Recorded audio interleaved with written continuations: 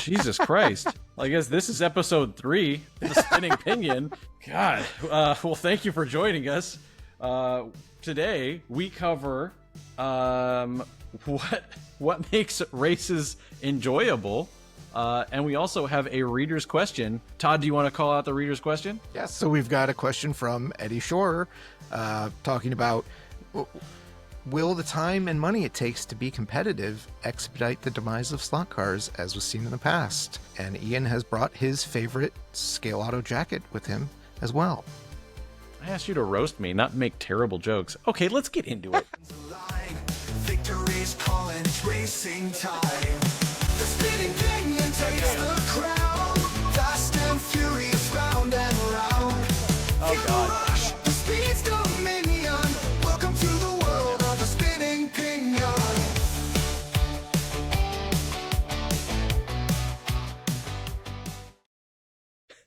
All right. We're back, episode 3. Thank you guys so much for joining. We're doing this one back-to-back with episode 2. Really appreciate everyone watching. Please don't forget to like and subscribe, and we love the comments. Comment below. Tell us questions that you want answered.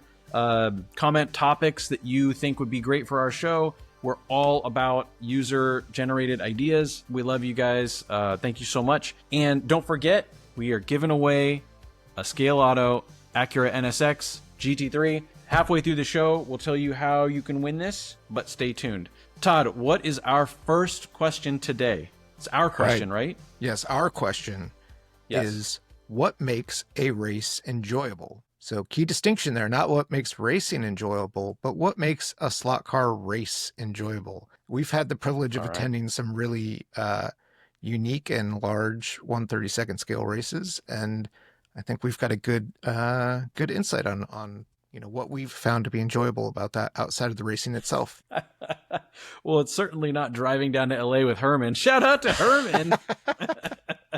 No, I think so. Are we talking about the race as a whole, or are we talking about just the race itself? I think it's important to distinguish. I mean the race as a whole. So outside of strictly just the racing itself, what makes a race enjoyable? Well, I think we got to start off with, like, a race is so much more than just the slot car race, right? I like to tell people that it's the build up to the race itself, and then the cool down after the race, and all the stories and the camaraderie, and it's so interesting how it's so much more than just slot cars, like.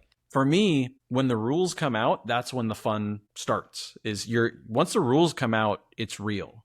I don't really like pay attention until the rules come out, which is sometimes unfortunate. But when the rules come out, like, that's when I really start gearing up. I get excited. I start ordering parts. Packages start coming in. Ashley starts freaking out that there's 17 packages here from Electric Dreams. That's just normal. And then the race itself is obviously its own experience. Where you're hanging out with, all your friends, and there's like a crazy energy, and the race itself where you're driving, and then the cool down after the race where you get to sort of come down and talk about it with your friends and debrief. And, if you're lucky, you get a first place MR slot car trophy there, or a pole position trophy, or a driver's championship trophy up there. I see that too. No comment. It's fine. You hide yours behind your giant head. I do. How did you know? I didn't even see that. That was a good one. But yeah, I think for me, it's like, it's so much more than just the race itself. Like, what about you? Because you really started. You started, as we covered before, in 2022, which is crazy to me. I mean, you've only been doing this for 3 years, and so you've started with, no friends, really, no friends, none, no one to talk to. And then you just like worked your way up. Now you have like everyone is your friend, and you've been doing great at races. Like, how has that been for you? Because you really have seen all of it. Well, it's funny because it's a little bit backwards, right? Like, most people build up to like bigger races. And my second race ever was 2022 Slotted Nationals, which was the first year of Slotted Nationals. And yeah. Anyone who's attended that race, the last 3 years knows that it's just like, it's the biggest 132 race that's probably ever happened. It's At least in America, so yeah. above and yeah, at least in America. And I think it has the most peripheral things to it, right? That make it just such an awesome experience. And Yeah. shout out to Marco. I mean, it's really It's all him, yeah. his willingness to just not get sleep for a few months that makes that race what it is. He doesn't ever sleep. He literally doesn't ever sleep. Yeah, I don't think he does. No. But yeah, I mean, that was like my second race ever, you know, going and touring the slot car museum, you know, during that race. It was just massive. And so going from that, which is kind of like starting at the top, so to speak, and then experiencing races in other places and seeing what makes that kind of special and unique, in different ways, I think is maybe opposite of the way that it happens, you know, everywhere for other people. But, yeah, I think it's been a little bit of a different or maybe backwards experience for me. And then getting to experience like all of the manufacturer races that have now kind of sprouted up at Electric Dreams as a response to the success of slotted nationals like Scale Auto, Slot Car, and NSR. You know, we're really spoiled for big, well-produced races. You know, it's a great place to be in, I think, for 132 racing. Yeah, and I think to your point, like all those races are incredible, but there's also something powerful about even not being at Electric Dreams and not being at that level of a stage or production. Like even the Motown races that we had where, you know, we set the rules up, you know, they get launched, you know, a couple months beforehand. And I can tell that there's an energy, right? And everybody's starting to work on those cars. We're all calling each other, texting each other. Hey, what are you doing for this? What are you doing for that? And there's kind of like rivalries that start ramping up where, you know, oh, I heard so-and-so did a 6.23. And then, you know, so it's, I don't know what you're talking about. That's never happened ever in slot cars. That's true. That's true. Yeah, I'm wrong. The rumor mill in slot cars is deep. Oh my God. Oh my God. That's a story for another day. The 5.3, the Scale Auto 5.3s. Yeah. Actually, let's just tell that story. It's a good one. So was it 2024? It was 2024. Yes. Yeah. And it was like roughly around Christmas time. It was December. And Mr. Rick Jockum had purchased like 4 brand new Scale Auto cars at the NSR race, maybe a month or two before. And so he started working on them. He was like, I'm going to get ahead of these guys. I think he started like 6 months, maybe 5 months early. And we heard a rumor that came back to Northern California that he was running 5.3s, which was insane because the first year I ran like a single 5.6 at the, you know, and my car was so sketchy. That should be said that there was a switch there to Lexan interiors that also precipitated this big kind of shift in the cars. Yeah, so that's a good point. So we started running Lexan interiors. So the cars were getting ridiculous. And essentially what happened was we had heard, and it was like, it was fact. It happened that Rick ran a 5.3. And we got down there and we're ramping up for this race and ramping up and was like 5.6, 5.5. And then we finally like touched on some 5.3s and we're like, oh, okay, we're right there. And we kept going. We're like, we got to get a 5.2. We got to get a 5.2. And then lo and behold, Rick on the day of the race is like, I never did a 5.3. Who told you that? The most I've ever done is a 5.6. And we're just like, come on, what? So the rumor mill is a real thing, and be careful with the rumors that you put out there because somebody might shoot for them. Yeah. When you get a rumor of a hot time, it puts a big target out there. So accurate or not. Exactly.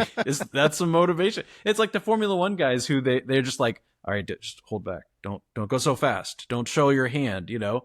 And if you show your hand early, you putting a target out there. So what was our question? Our question was about the enjoyment of racing. We've gotten off track. Yeah. What makes a race enjoyable? So outside of the racing itself, what makes a race enjoyable for you? Okay. So let's just narrow it down to I'll just narrow it down to like 3 things. The most enjoyable thing for me, which is I'm very privileged and grateful that I get to even have this experience, but the most amazing part of the race weekend for me is the dinner after the race with you, with Herman, with, you know, the guys. Shout out to Frankie, Mike Stahl, all the NorCal guys, Brandon, you know, anyone who's involved in that dinner is like, that is the best, because it's like all the stress that you had for months leading up to it and the stress you had over the weekend, it just sort of, you can finally sort of just laugh and relax and enjoy the experience you just had. So that's like my number one sort of, so good. I love that. And then I would say the second most enjoyable thing to me is, like I said, the lead up. It's like the texting the guys, trying to figure stuff out, the problem solving. For me, that's the most exciting thing. And I know sometimes we don't have that long to get ready for races. I know for like the Eastern Nationals, I heard a rumor that they had 6 months to get ready. That's amazing. Oof. I don't know where you guys got 6 months. That's crazy. It's amazing. Usually we get on average of like maybe 3 months, sometimes even less than like 2 months, maybe a month. So for us, that ramp up is much smaller, which I think is less fun. I think it tends puts to a stress on it sometimes. That's, you know, for those of us, you know, balancing, which is most people, right? Balancing work and family and all that. You know, it can definitely put some stress in terms of just Luba might be watching. Well, I just mean, right, like you've got to balance your time, and to be able to do that effectively and not having, you know, very much time to prepare for a race, you end up having to make compromises in your race prep, which is never fun. And I think having that time builds the hype longer. You know, you're really thinking about that race for longer, and I think it makes getting there all the better. So I think for me, one of the parts that's probably the most enjoyable, I mean, obviously the things you said as well, but really kind of like that, like the Friday before, right? So usually the format for the big races at Electric Dreams is, you know, Thursday, Friday are like the practice sessions, like the official like race practice sessions.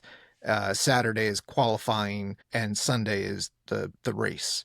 And so I think, you know, my favorite day in all of that, or, you know, probably one of my more favorite days is Friday, right? Where we're getting the cars dialed in. It could go either way, right? It could be bad. If the car's not working right, it could be the world's most stressful day. But that's the fun day where it's like, you guys are down there, right? Everyone at the track is tuning on a mission cars for the same race, right? It's not like a regular day leading up to the race where people might be there running just, you know, random cars, and not everyone is there maybe with the same purpose, right? Where Friday before the race, everyone's there prepping for that race, and, you know, you're helping people and you're figuring out problems of your own, and it's just like there's a lot of camaraderie that comes with that. You know, the pits on that day are kind of like the wildest that they'll be, you know, basically all week long, because everyone's working on stuff. Versus like the pits on Saturday are like, your car's already in impound, so there's nothing to do, right? There's just so little to do. Then. But that part of it too, I think, you know, hanging out in the pits, and that's one of the great things that Electric Dreams does. And I mean, I know most tracks have like a good pit section, but I think that, you know, it's unique what they do there as far as like having Electric Alley outside. It is, and having the pits kind of all outside under tents, where, you know, you've got kind of some separation between what's going on in the track and what's going on at the pits. To me, that's really fun, because then that's really just kind of where like the hang happens, right? So you're just kind of hanging out in between your races, and, you know, there's a lot of waiting that happens in that whole thing. Having that really kind of makes that a lot more fun. I agree. I think hanging out in the pits, I mean, the one challenge is that on Saturdays are pretty stressful. I know I've mentioned in past videos that it's a lot of waiting. It's the longest day. It's the longest day for sure. But I think that you're right in that, like, hanging out in the pits and talking to people, I think, you know, as much as we talk about how slot car racing is about the time spent on the track, it's, you know, I think it's also about the time spent in the pits, the time spent with your friends. And I think that the more time that you spend on both ends of the race, like the lead up to the race, and then the time afterwards that you can talk about it, I think overall it tends to just increase enjoyment, you know? And I think for me, I've noticed that the races that we've had more time to ramp up, they tend to be more enjoyable for me. just because, again, your relationship with the race is not as tumultuous. You know, it's not like you're fighting a bad car because you had only like a little bit of time to work on it. I just think it's when there's a better balance between life and slot cars and the time you can spend to get ready, you really, you can like just work on the little details, right? Like you can make sure that, if you're painting a car, it's really, really beautiful. Nobody wants to drive a crappy car or build a crappy car. So the more, we can encourage people to enjoy the process, I think the more fun people have. Yeah, I think that's totally accurate. Cool. Well, good episode. Well, we'll wrap that one up. And yeah. All right. Well, should we talk about the giveaway? Yeah, let's do it. All right, cool. So we are giving away this brand new Scale Auto NSX GT3 car in shrink wrap. Is literally in shrink wrap. Look at that. In shrink wrap. Is going to a brand new home. It could be yours. What do they need to do to enter, Todd? So to enter, you should comment down below. What is your favorite part of a race outside of the racing itself? Yep. And you say that one more time. What is your favorite part of a race? What makes a race the most enjoyable for you outside of the race itself? All right, cool. So if you comment down below, we're going to pick someone at random and we'll announce it on the next episode. And then we'll get in touch and we will send you your brand new Scale Auto GT3 car. And this is one of the R Series cars. I believe that it has the 21K motor in there. It's one of the 21K motors, right, Todd? The silver cans? Yeah, it's like the 11C. So. It's the one that's closed can. Yeah. And what they race in Europe. Okay, cool. And this has the gray Inflex chassis. So this is going to be good on pretty much plastic track or wood track. It's a beautiful car. Lots of really nice details here. And yeah, we're stoked to do this. This is our first giveaway. There will be many more giveaways. So please comment, answer the question, and we will get back to you. So today we have a really, really thoughtful question, viewer question, I think. It's a little packed. It's got a little bit of something behind the caboose, but maybe you want to tell people who is our reader's question from and what is the question? Yeah, so this comes from Eddie Shore, who's a racer amongst other places at Electric Dreams. Eddie also has, and he's also an author. He has a book that you should go check out. I believe it's available on Amazon, but you can also search for it. I think he's got it on his own website as well. Slot Car Racing and Popular Culture, which is a great read if you are at all into slot cars, which if you're watching this podcast, you must be. So Eddie asks, will the time and money that it takes to be competitive expedite the demise, as was seen in previous golden eras of slot car racing? I think there needs to be categories of racers in expert and amateur classes, or there will be people dropping out of it after putting so much time and money into it, only to be on the constant side of losing. A very, very long question, but this is one that was really great, and we wanted to kind of dedicate a little more time to it on this episode because there's a lot of great things to unpack there, a lot of things that you and I have talked about, in the past, about what do we see that needs to maybe change with how slot cars work right now, how races are run right now that might kind of prevent that demise, so to speak. Yep. Yeah, I think it's a great question. And to Eddie's point, I mean, I can't tell you how many times I've had this conversation with with Herman on drives down or yourself. I've talked to other folks about it. Like, I think at its most fundamental level, I think that while it does put on a good spectacle, like let's say at the Slot It Nationals, we got 72, 75 guys. They're all competing for first place. But realistically, I don't think everyone thinks that they can get first place, right? Like I can't tell you how many times people have shown up and they, I heard Marty Muliger from Austin, shout out to Austin Slot Car Club. We miss you guys. He mentioned in one of my earlier videos, I'm just here to not finish last. And I think, it was meant as a joke. But I do think that there's kind of a thing there. There's a there, as my friend Jeff would say, where I think that not everyone that shows up thinks that they have a shot to win. That's true. They don't.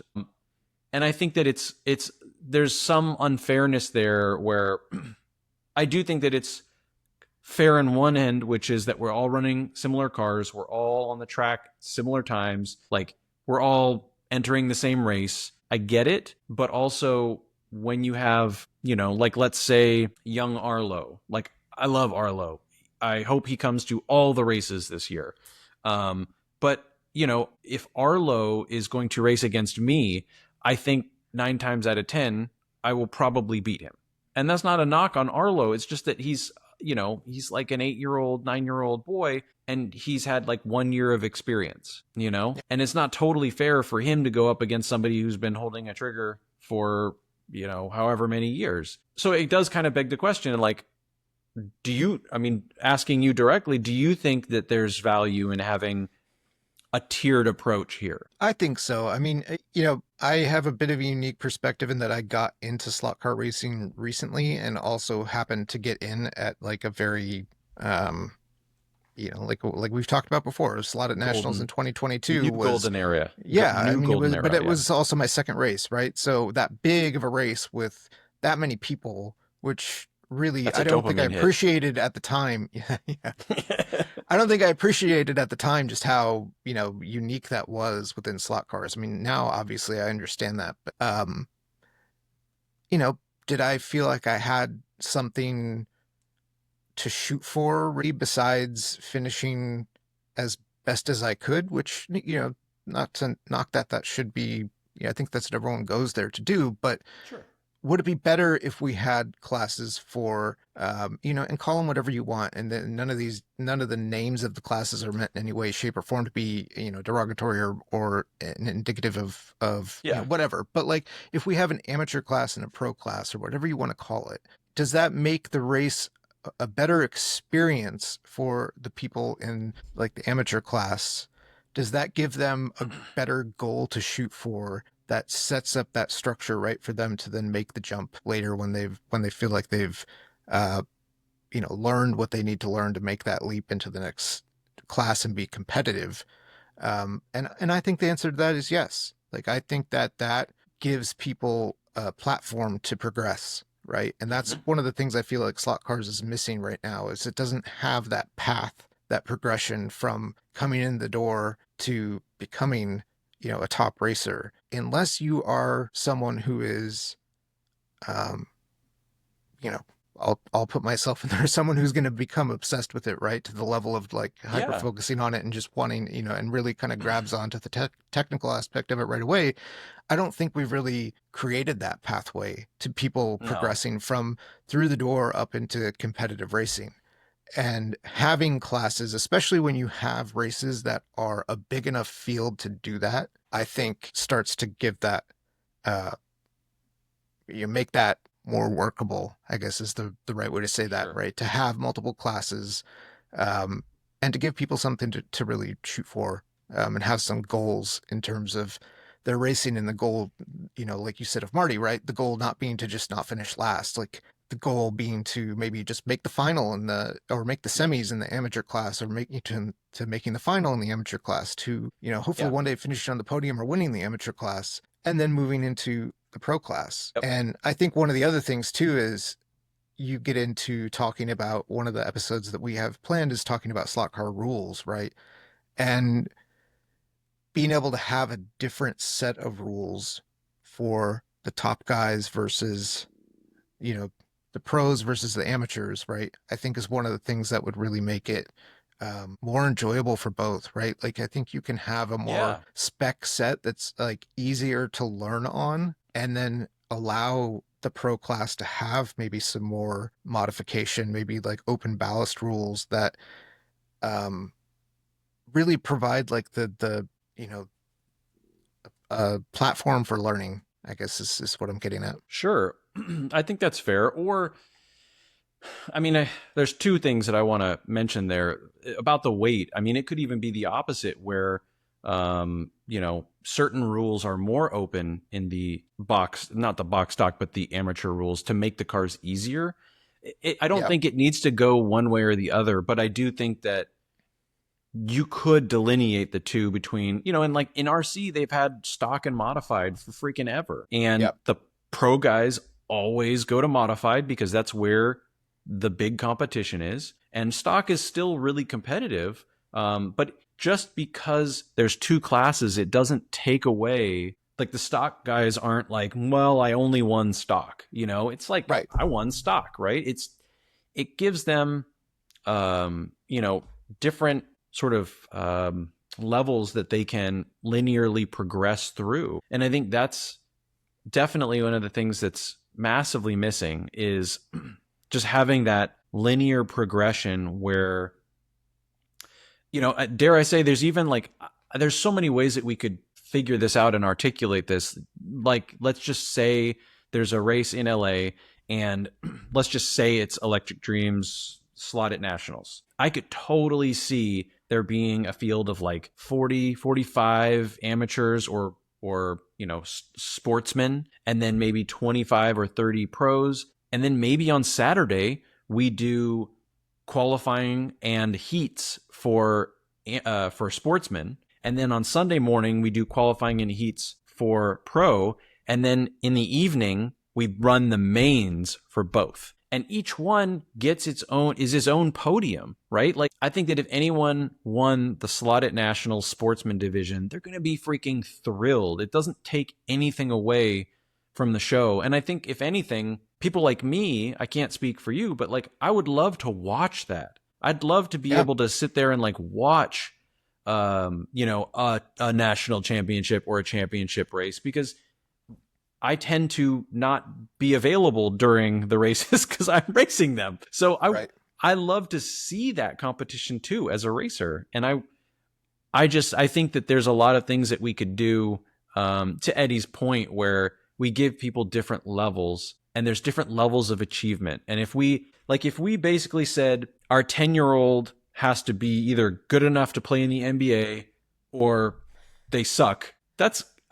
Slot cars is not the NBA. Those are real athletes. Those are professionals. But, that's kind of a little deeper pond. Yeah, a little bit. But that analogy, I think, works in that, like, we can't expect people to just start and then, like, compete against people who've been training essentially their whole lives or their whole adult lives, who have thousands of dollars to spend, right? That's the other thing is, like, to Eddie's point, there's a commitment level. And so if you don't want to commit to that, maybe you just race the box stock class because financially it makes a lot more sense. And then the modified class, that's the guys who really want to get into it, right? Well, and you're talking about like to getting back to, like you said, to what Eddie was saying about the time and money, right? So having a class that is a little bit more stock or spec. I think I want to get away from using the word stock because spec. Stock implies like the whole out of the box thing, which I don't love that term, as you know. Spec, having a spec race that's, less thought about what parts people need to run and more focused on getting the cars with those parts to run well. Yeah. I think that gets into less of like sinking a bunch of time and money into it and more of just like, here's the setup. And it also gives a platform for, racers like you and I to help people get to that point where those cars are running well, right? It's a lot easier to teach like the basics, so to speak, with a car that doesn't have a lot of variability in parts that it can run. We're really talking about like tuning the pod, maybe tuning ballast, and the lower number of things that you can really get that down to, I think makes for a much better like amateur or whatever you want to call that class, because it lowers the amount of time, lowers the amount of prep time, lowers the cost, right? You're not going to be sitting there with like, a whole bunch of parts that you've got to add to the cars and all that. Like I think it really just provides like a platform, because once you get to the pro class, or once you get to the higher levels, I think we understand the things that we need to do to a car to get it to run good, to where it's maybe not taking us that amount of time. There is time in the prep, but we're not spending time thinking about what do I need to do to this car, right? Sure. We're not learning the car. Yeah, we're not relearning like tuning concepts every time. Yeah. And I think there is something to be said there, right? Of like taking that time in a class that is a little more spec to really understand the fundamentals, and then being able to get to a higher class where there's maybe a little more options for what you can do, where you're not relearning the fundamentals, right? You already have that part of it down. So it's maybe a little less intimidating, a little less overwhelming to get into that part of racing. Whereas if you started right at that, you'd be, drinking from a fire hose trying to figure out everything that's going on. That's exactly what you would be doing. Have you never I heard couldn't that have come term up with a before? better analogy. I don't think so. That's like that's corporate America's favorite term. Oh man. I'll bow out of that one. I think one of the other aspects that we haven't really talked about is the to Eddie's point, there's another side of this, right? It's not just the onus is on the racer. I think there's also an onus on the events production. I think there's an onus on the rule making. I think there's an onus on the slot car tracks and the manufacturers as well, because the way that we're doing racing right now, and in our neck of the woods, we've been talking about how there's no one who sells really a pre-made glued and trued rubber tire. That's like, that's massive. So the fact that there's no pre-made parts, the fact that no one is really selling race-ready cars, like this car that we're giving away, okay? We race and we don't have to use all of these parts. Right. And so this car you could race it out of the box, but we would want to race it with a couple different parts added onto it. So what I'm trying to say is that no one is building cars that are race ready for particular races. And I think that existed in 124 scale. Like you generally will have a group of people who, like let's talk about Lee Gilbert. So back in the day when we raced 124 scale, we'd go to the Nationals or we'd go to the Seattle Slugfest and any of these sort of semi-regional races. And there was Lee Gilbert would be there. And Lee has passed several years ago. I hope rest in peace. But he was really like not one of the pioneers of this, but he was exceptional at doing this, which was that you would go to a race and you would pay Lee like $40 or $50 or whatever it was, and it would be a rental fee. And he would provide you with a car, a single set of tires, I believe, and basically the support during the weekend. And while I don't expect anyone to do that for 132nd scale, because in a lot of ways building these 132nd scale cars is harder than building a Eurosport, believe it or not. Not in every way, but like the amount of time it takes to fix all these inconsistencies. Yep. I do think that is really something that's missing from 132, that, the new guys should be able to have access to great cars. And that's something that I think 124 has always done really well, is that there's always somebody selling you a hot rod car at the track. And with 132, there's not that many people who know how to build a hot rod car. And if they are building them, they're certainly too busy owning an agency or too busy doing spreadsheets to provide them to the masses. It's like, I think there's it's not like an intentional gatekeeping, but I think that there is a gatekeeping byproduct just through how we've created the rules for these classes. Yeah. And I think that's, to your point, one of the big motivations that we had for starting this podcast, right, is to be able to start teaching some of those things to a wider audience in maybe a more time efficient way for us, right? Because I know you and I in the past have either built cars for people, helped people to build cars, in preparation for a race. And while certainly like I love being able to do that, it's not, one person can't do that. I mean, you're describing what Lee was doing, and like I'm getting like anxiety attacks thinking about doing that at a race, right? Because, having to worry about someone else's car and how it's running, it's thinking more than one person, right? Like that's a lot to do. And when you're worried about your own race, right? So I think where 132 probably has, I say failed, but there's really not like a central like part of 132 that's failed at this. It's just as a whole, 132 has failed in like teaching concepts about tuning cars in a consistent manner. And that's built up kind of this, like you said, like a unintentional gatekeeping that happens because there are people who have kind of figured it out and, they can teach it in the time that they have at the track with someone, but there's only so much you can do at that point in time when you're trying to do, again, your own stuff. And I think getting those concepts more out there, really understanding how to get cars out consistently in the same, that handle the same, that are essentially identical. That's where I think, 132 has a lot of ground to make up. Yeah, absolutely. You mentioned the tires, that is one difficult thing, right? Especially with rubber tires. Having pre-mount, pre-true, but not even just that, but having them at a specific size, right? Because someone like an NSR does glued and trued tires, right? But they are trued just to be true and round. They're not trued to a size to meet a certain, clearance spec on a certain car with whatever offset and all that. And because rubber tires are so finicky, having a means of truing them in mass is something that is a technical challenge that I don't think has been really figured out yet. So there's definitely a lot of work still to do there, but I think that's something that my hope is that slot car manufacturers can really figure that out and take some of that prep out of it. Especially if you're talking about having like different classes, different levels of competition for something like an amateur class where they don't need to worry about learning how to true and glue tires and do that whole thing. Cause that's that's half of the prep almost. That you could take out of there. Yeah, I agree. And I think, again, to the failure of 132 as kind of a general thing, like an organization, if you will, there is no organization, right? And I think that's one of the other failures is that,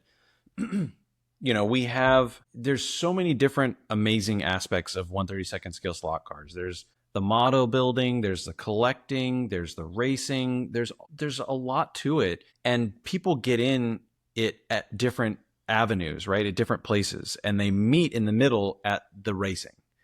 And I think that the unfortunate thing is that because they are all coming from different places, all of those places have their own rules. They all have their own ideas. And so one thing that RC cars, and 124 does to a certain extent, I'd say not as well now, but RC cars does a really good job of it, which is that there are governing bodies that put out rule sets that then people say, just run those rules. And it takes away a lot of the onus on the race director because, let's just put this in like for Motown, right? If Motown wants to put on a big race, they literally have to think about what they want to race. They have to check for parts availability. They have to write rules based on what they think the cars are going to do. They have to then check that. It's this whole process of like, I have to come up with all this stuff in order to put on a race. And imagine if there was a 132nd scale racers group that just had rules. And then you basically just said, I'm Raceway X. We're running, 132 USA GT. And then everyone in the country knows, oh, we're all running that. And everyone is doing the same thing. And maybe there's differences, right? Maybe it's like we run silicones and we run, maybe it's little things, but just to have that framework, I think would be pretty big. Yeah. And I think you've got, slot car companies that have their own competitions and they kind of stay within their universe, right? And it's you get some of these classes where they mix a lot more, like GT or Can-Am, where you've got a bunch of different manufacturers coming in there and competing in those races.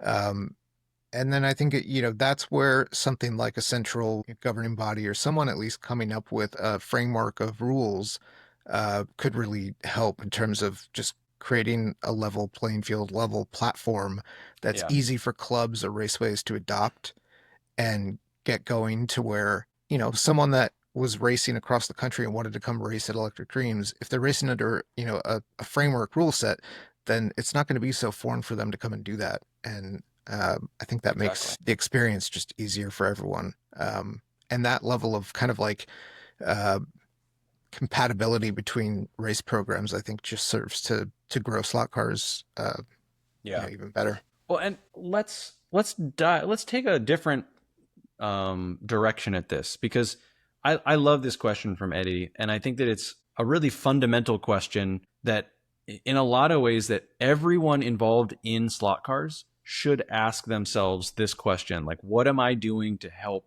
slot cars, right? I think that we tend to look at it as what can slot cars do? We tend to look at everything through our own lens, but I think that looking at all of us as one big group, we all want slot cars to proliferate. We all want slot cars to come back. We all want to enjoy our hobby. I think what slot cars is not doing, it's not about retention. I think it's about bringing new people in. And so Eddie makes a really valid point that, like, are we going to kill slot cars? Are we going to, is it going to have another demise? And I think that looking at it from that side is not as powerful as looking at it from the side of, like, what are we doing to bring new people in? Because it's not about the 10% of guys who are at the top, who are battling, who are like, this is too much work. It's about the 90% of people or 95% that are just starting it, that are trying to enjoy the hobby. And getting more people into it, I think, is the long-term solution. It's not about who's killing it and what's going on. It's about, like, how do we encourage more people? They don't have to be young. They don't have to be kids. It's just like, we need to, as we said earlier on, have those levels to it, to where, you can come in off the street and say this, because Marco talk about this all the time, that he doesn't like the idea of people coming in and seeing all these gigantic boxes and being intimidated. I've been around it for so long, it doesn't bother me, but I could see how, if I came in off the street as like a young Todd Ulery and I bought a car, and I bought a car and a controller, and I went out, and like a Marco came up to me and said, "Hey, you're really good. You should come to our race. You'd be racing against these guys." And he, like, points to, like, me or Herman or Walt or Mike McClanagan or Eddie himself. I'd be like, well, that seems not fun. I don't, again, to go to the NBA analogy, I don't want to play pickup with, I do really want to play pickup with Kobe Bryant, but I don't want to play pickup against Kobe Bryant in an environment where I am, like, competing against him. Right. And I think that's kind of what we're asking people. So again, I think it's filling from the top, not worrying about the bottom. Yeah, and I think we're not, like you said, 30-second scale as a whole is not doing a good job, and probably slot cars in the past, right? Like, I think the times when golden eras have, like, met their demise, as Eddie's phrasing goes. And granted, I wasn't around to see this, but I think it's when things get kind of to be where it's too much and there is no entry level into slot car racing, right? It's like immediately being thrown into the deep end.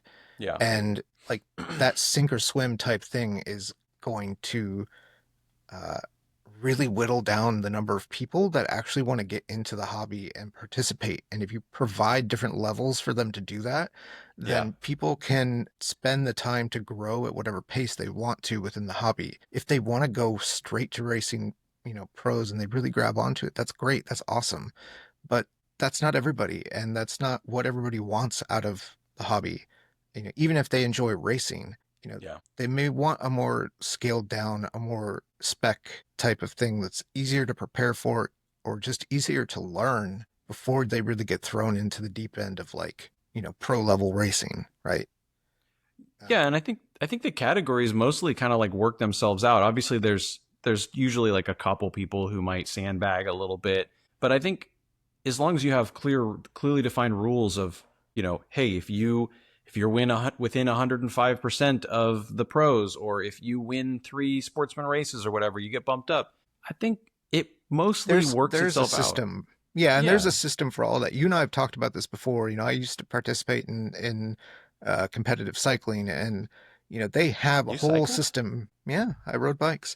And they have a whole system for how this is done, like, so that someone doesn't just sit in like Cat 4 and just demolish everybody for forever because they don't want to go up and face stiffer competition. There's a whole points thing where if you accrue so many points, it's an automatic, you're going to the next level, right? Yeah. I'm not saying that slot cars has to do something that rigid, but I think it's very easy to implement a system of, Pull it in. if you're clearly just camping out in an amateur category, forcing people to upgrade, forcing people to start going to, racing a higher class when it's clear that they're ready for that.